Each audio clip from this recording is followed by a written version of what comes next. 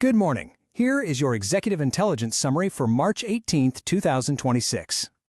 All right, here's the operational roadmap for today's briefing. We're going to start with our lead story on regional instability. Then we'll jump into key macro and governance updates, our corporate intelligence brief, and take a look at the opinion pages. We'll wrap it all up with a market close. So let's get started.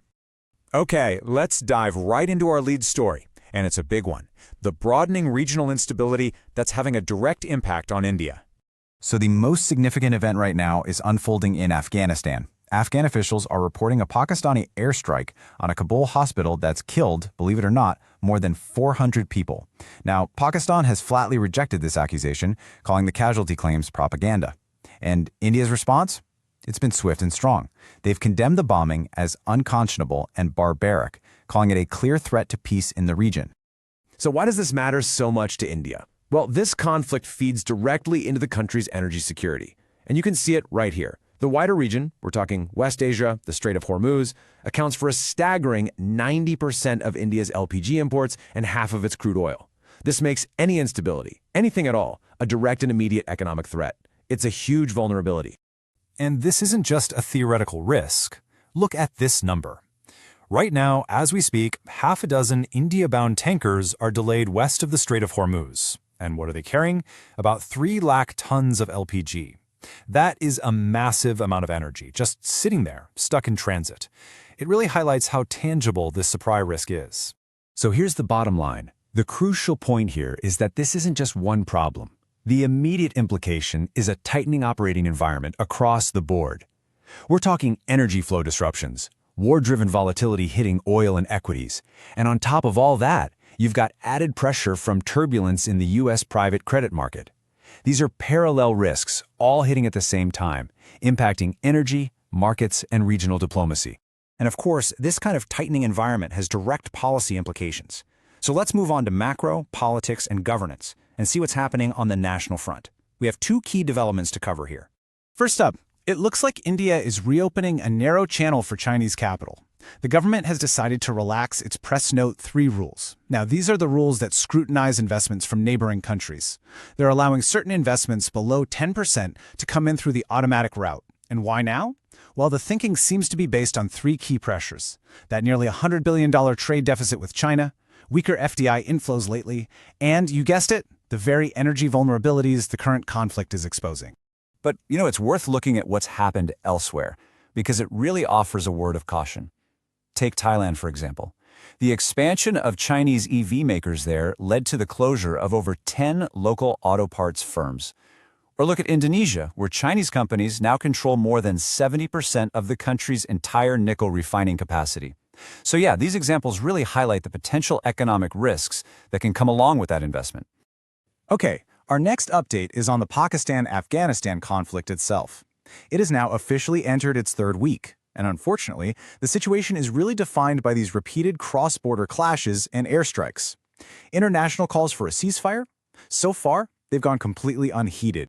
And just to reinforce the point we made earlier, India's response to that Kabul hospital strike was absolutely unambiguous. The official condemnation explicitly links this attack to regional stability, which just goes to show how seriously this whole episode is being taken. All right, let's shift gears to the corporate sector. We're tracking several major developments here. First, there's a really significant debate emerging at the very top of Tata Sons, and it's all centered on the chairman's term. The big question being asked inside those walls is this: should the next term be shorter than the traditional 5 years? So Noel Tata is reportedly pushing for Chairman Natarajan Chandrasekaran's tenure to be extended by just 2 years. And his concerns seem to focus on these newer, really capital-intensive businesses, e-commerce, aviation, semiconductors. With over $11 billion already invested, he's looking for a much clearer roadmap and some hard, measurable benchmarks for these big ventures. Next up, Adani Group has acquired Jayaprakash Associates out of insolvency. Now, this is a huge strategic move. It gives Adani a major real estate platform that spans nearly 4,000 acres across key areas like Noida and the Yamuna Expressway, putting them right next to the upcoming Jewar Airport. And the scale of this deal is just massive. We're talking about a resolution plan valued at over 15,000 crore rupees. It also gives Adani access to 6.5 million tons of cement capacity and some really crucial raw material linkages in both Uttar Pradesh and Madhya Pradesh. And finally, in our corporate brief, Geo Platforms is on the verge of a major market event. The company is finalizing its draft IPO papers right now and is expected to file them with the regulator in the next 2 to 3 weeks, so get ready for that. So what are they aiming for? The company's targeting a valuation of about $120 billion. But as you can see, that's actually a little on the conservative side. Analysts at Morgan Stanley and Citi are valuing Geo closer to $133 billion. This listing is going to be a massive test of investor appetite for a pure-play telecom company here in India. Okay, now let's turn to the opinion pages. 2 editorials today are offering some pretty sharp analysis on what's been happening. First, Mint has a piece on the Pakistan-Afghanistan conflict. They argue that Pakistan's campaign has really moved beyond a defensible counter-terror framework. Their core argument, and it's a powerful one, is this, and I quote, "Military adventurism presented as security policy can deepen conflict rather than resolve it." Their conclusion is that these actions have only made things much more unstable. Meanwhile, over at The Hindu, their editorial on Sonam Wangchuk argues that his release hasn't really solved Ladakh's underlying constitutional dispute.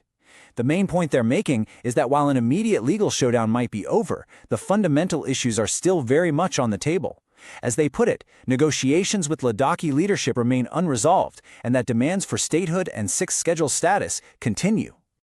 All right, and let's wrap things up by closing with the verified market numbers for the day. Okay, here are the numbers. The Sensex ended the day up 568 points at 76,070. The Nifty climbed 172 points, closing at 23,581. In the currency markets, the rupee closed at 92.40 against the dollar, and in commodities, Brent crude is trading higher at $101.66 a barrel. And that concludes today's briefing.